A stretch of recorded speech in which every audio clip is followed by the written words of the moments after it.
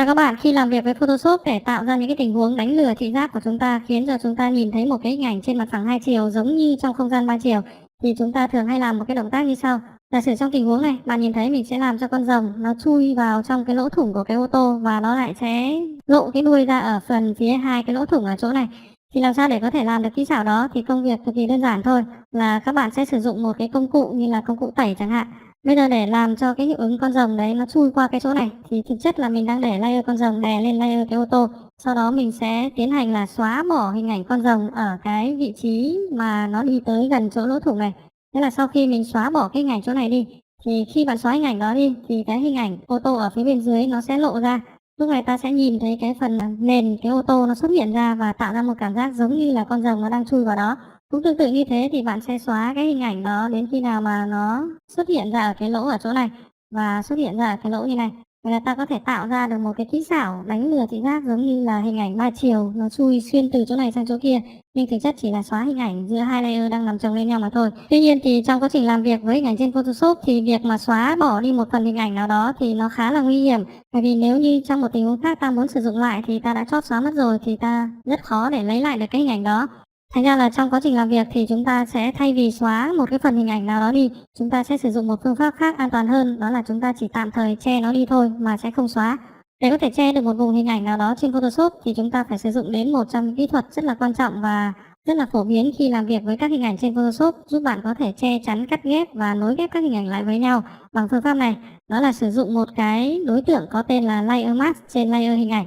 Đầu tiên để tạo ra một layer mask trên layer hình ảnh thì các bạn nhìn trên bảng layer, chúng ta có một cái biểu tượng thứ ba hình chữ nhật có hình tròn ở trong, đó là biểu tượng Add Layer Mask nằm phía dưới màn hình. Hoặc các bạn có thể di chuyển vào trong bảng menu layer và tìm đến một cái lệnh nó có tên là Layer Mask. Sau đó bạn có thể tạo ra một cái layer mask bằng cách là chọn lệnh River On hoặc là lệnh Hide On. Ví dụ như mình sẽ chọn là River On. Bạn thấy có một cái layer mask được tạo ra là vùng màu trắng. Tương tự như việc là bạn kích vào biểu tượng New Layer Mask ở đây. Nó là một cái layer đang phủ lên toàn bộ hình ảnh của các bạn ở ngoài giao diện làm việc này. Layer mask này sẽ có một cái nhiệm vụ là cho phép bạn có thể che đi phần hình ảnh nào đó bằng cách là chúng ta sẽ tô lên trên cái layer này một cái vùng màu đen.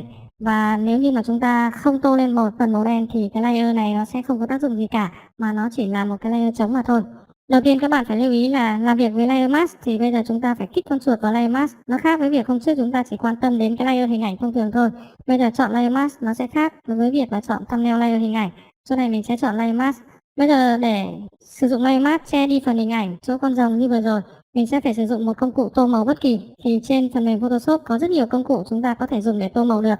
Nhưng trong mọi tình huống thì chúng ta đều dùng cái công cụ Brush Tool để tô màu cho nó linh hoạt và hiệu quả. Đây mình cũng sẽ ví dụ với công cụ Brush Tool.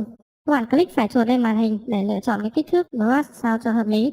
Các bạn có thể kéo thanh trượt Hard để tăng cái độ sắc nét cho nét bút nó nhiều hoặc là ít. Sau đó là chúng ta sẽ sử dụng màu tô bằng cách là kích vào cái ô màu trên bảng màu của thanh tool.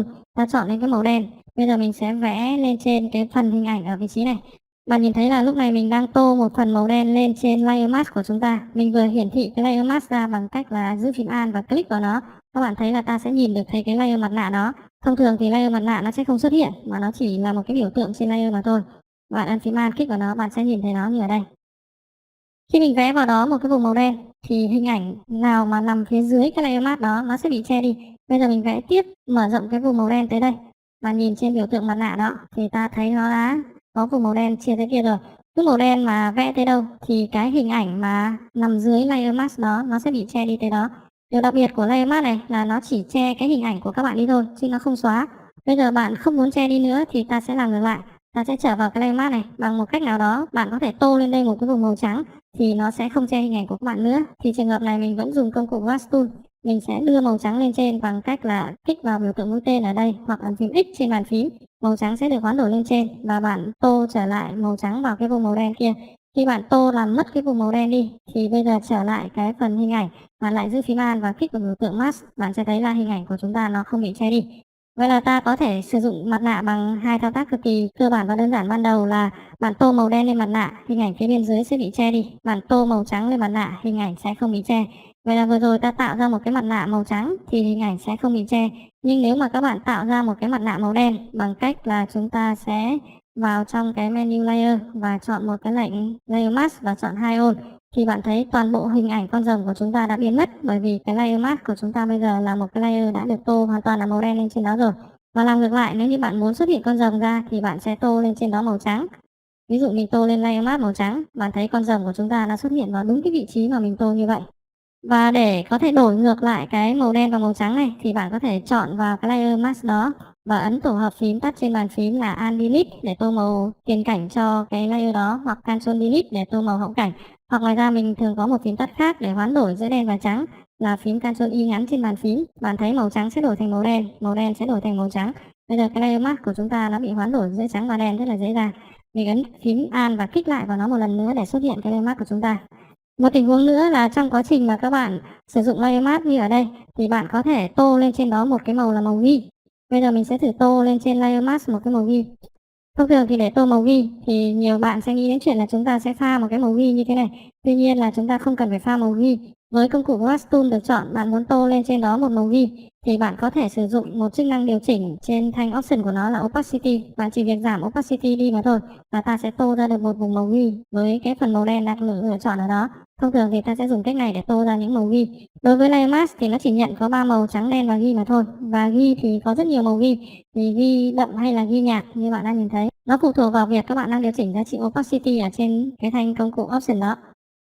Thế thì khi chúng ta tô lên trên cái layer mask một cái vùng màu ghi thì cái mặt nạ của chúng ta nó sẽ không che hoàn toàn cái đối tượng hình ảnh phía dưới mà nó sẽ che đi dần dần. Đó là lý do làm sao chúng ta có thể hòa trộn hai cái layer hình ảnh vào với nhau như phần bài tập mẫu ở đây để nó tạo ra một cái cảm giác là hòa trộn dần dần giữa vùng này với vùng kia. Thực chất là mình đang che cái hình ảnh của layer phía bên trên để nó mờ dần đi bằng cách sử dụng màu ghi và tô lên trên mặt nạ. Lúc đấy cái đối tượng hình ảnh phía bên dưới nó sẽ bị ẩn dần, giống như là một cái thuộc tính làm trong suốt layer hình ảnh đó, và ta có thể tạo ra các cái ứng lắp ghép cho hình ảnh một cách rất là độc đáo. Trong một cái tình huống ví dụ khác ở đây, mình có thể áp dụng cái layer mask vào trong việc là ghép mây trời cho các hình ảnh khác nhau. Mình có một layer hình ảnh nằm phía bên trên và một layer hình ảnh nằm phía bên dưới. Bên trên thì sẽ có sẵn cái bầu trời, trong khi bên dưới thì cái bầu trời nó không có mây. Thành ra mình sẽ đặt cái layer hình ảnh có mây ở phía bên trên. Sau đó mình sẽ tạo cho hình ảnh phía bên trên một cái layer mask màu trắng. Rồi bây giờ mình sẽ lựa chọn màu tô trên thanh công cụ là màu đen và màu trắng. Bằng cách ấn phím D trên bàn phím thì nó sẽ trở về màu mặc định là đen và trắng. Sau đó thay vì tô bằng công cụ Brush Tool, ở đây mình sẽ sử dụng một công cụ tô màu là công cụ Gradient Fill với chức năng được lựa chọn là tô từ đen sang trắng. Bạn sẽ đặt con chuột ở đây, bạn nhấp dê con chuột và bạn kéo một vùng tô màu Gradient. Bạn thấy là ngay lập tức cái mặt nạ của chúng ta nó đang được tô một phần màu gradient là chuyển dần từ trắng sang đen. Với các sắc độ ghi nằm ở dưới, trắng thì sẽ không che. Chính vì thế chúng ta sẽ nhìn thấy hình ảnh mây của layer phía bên trên này. Màu đen thì sẽ che đi, chính vì thế đoạn dưới này ta sẽ không nhìn thấy gì cả. Và màu ghi thì nó sẽ che đi dần dần, bởi vì ghi cứ nhạt dần thì bức ảnh sẽ lộ dần ra. Kết quả là ta có được một cái bầu trời nó được ghép cái mây mới bằng cái layer hình ảnh mây ở phía bên trên ta có ở đây. Đó là một trong những cái cách mà chúng ta thường xuyên dùng để ghép các layer hình ảnh lại với nhau, tạo ra các kỹ xảo cắt ghép hình ảnh trên Photoshop. Và để có thể làm được các bản cắt ghép tốt thì đòi hỏi kỹ thuật tô vẽ layer mask của các bạn cũng phải rất là điêu luyện. Cái này thì hoàn toàn phụ thuộc vào khả năng luyện tập của các bạn mà thôi. Thì trong giới hạn của bài học này mình vừa giới thiệu với các bạn về cách sử dụng layer mask để chúng ta có thể che phủ các layer hình ảnh trong các điều kiện mà chúng ta cần cắt ghép các hình ảnh, lồng ghép các hình ảnh vào với nhau. Cảm ơn các bạn đã chú ý theo dõi và hẹn gặp lại các bạn ở phần bài tập thực hành để rèn luyện các kỹ năng liên quan đến việc xử lý các layer trên hình ảnh.